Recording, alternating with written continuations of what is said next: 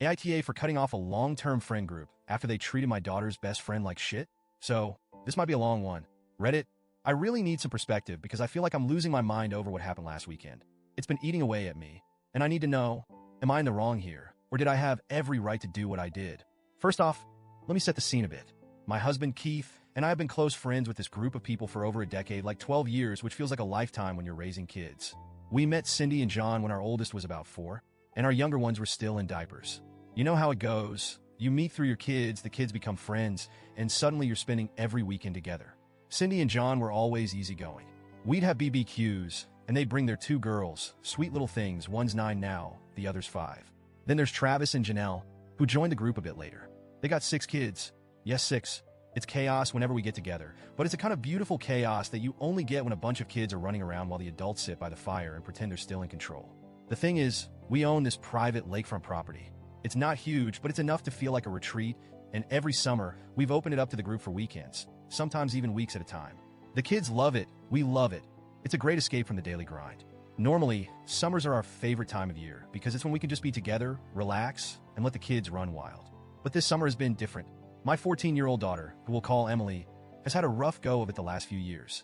She's always been a little on the shy side, a little socially awkward, and middle school was hell for her. I won't go into too many details, but the bullying got so bad that at one point, Keith and I were genuinely terrified for her mental health. We had to pull her out of school for a bit and get her into therapy. She was in such a dark place, and we felt utterly helpless. As parents, you want to fix things for your kids, but sometimes you just can't. It was heartbreaking to watch her lose her light, and I was terrified that we were losing her too. That's where Hannah comes in. Hannah's been Emily's best friend for about a year now. She's the kind of kid who's had to grow up way too fast. Her parents are addicts, so she's basically had to learn to fend for herself. She doesn't really have anyone looking out for her, and because of that, she's kind of rough around the edges. She's not great with social cues, and to be honest, she doesn't really dress in a way most people would consider appropriate for a 14-year-old. Her clothes are often too small, too tight, and sometimes a little too revealing.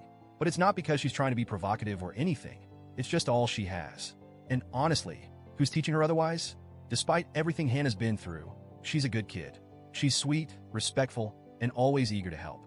She calls me Mom, and it warms my heart every time. But the thing I'm most grateful for is what she's done for Emily. Since Hannah came into her life, Emily has changed.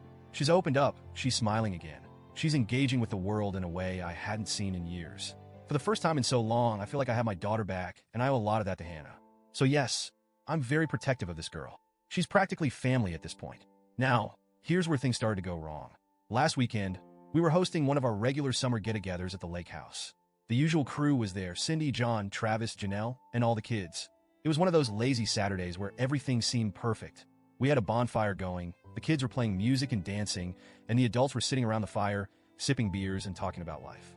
It felt like one of those rare moments where everything was just right, or at least it seemed that way. At some point during the evening, I noticed that Emily was acting a little off. She's not always the most expressive kid, so I wasn't too alarmed at first, but when she came up to me around 8 p.m. and said, "Mom, Hannah's crying and wants to go home," I knew something was seriously wrong. I asked her what happened, but she just said, "You should talk to Hannah." So, I went to find her. Hannah was sitting by herself, curled up in one of the Adirondack chairs near the fire pit, her face buried in her hands. She was sobbing. My heart broke for her instantly. I sat down next to her and tried to calm her down enough to talk. After a few minutes, she finally managed to tell me what had happened.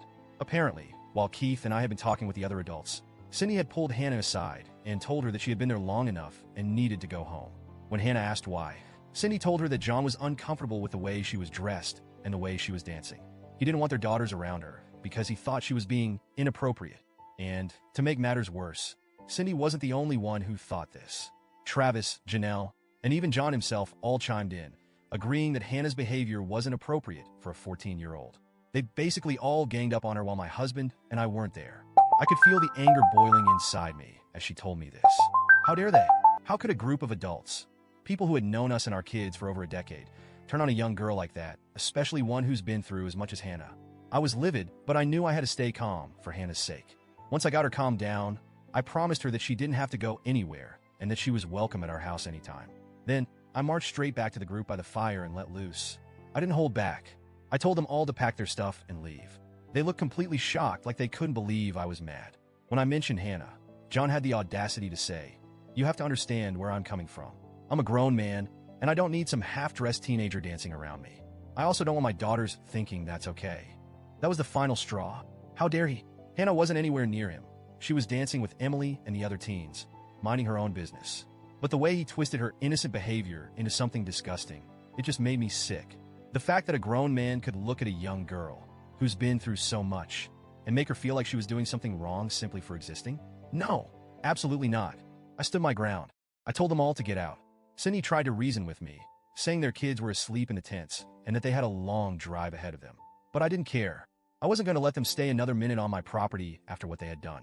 They ended up packing up and leaving, but not without some muttered comments about how I was overreacting. Maybe I was. I don't know. All I know is that I couldn't sit by and let them make Hannah feel like she didn't belong. Not when this girl has been nothing but good to my daughter. Not when she's been the reason my daughter is still here, still smiling. After they left, Keith and I had a long talk. He agrees that they were out of line, but he thinks I might have been too quick to cut them off like that. He thinks maybe we should have had a conversation, worked it out, and tried to understand where they were coming from. But honestly, I don't think I could have handled it any differently. They attacked a child. They made her feel unsafe and unwelcome in what should have been a safe space. How could I ever forgive that? So, Reddit, am I the asshole for kicking them out and cutting ties with the group over this? Or did I do the right thing by standing up for Hannah?